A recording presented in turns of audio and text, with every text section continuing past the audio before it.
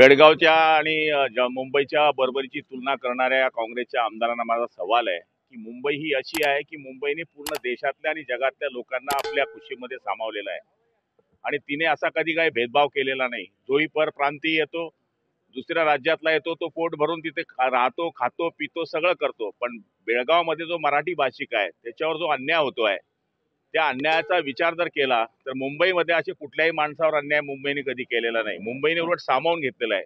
या बेअक्कल काँग्रेसच्या आमदारांना माझा सवाल आहे की जर तुम्ही एवढं या ठिकाणी मुंबईच्या बाबतीमध्ये काळजी करत असाल तर बेळगावच्या मराठी माणसांवर जो अन्याय केला जातोय त्याच्याकरता त्या अन्यायाच्या विरुद्ध आम्हीच नव्हे तर सगळ्यांची ही मागणी आहे की बेळगाव हा केंद्रशासित प्रदेश झाला पाहिजे।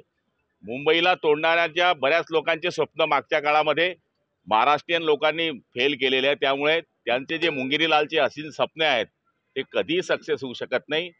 मुंबई ही महाराष्ट्राची आहे, महाराष्ट्राची असणार आणि देशाची ती आर्थिक राजधानी असणार आहे।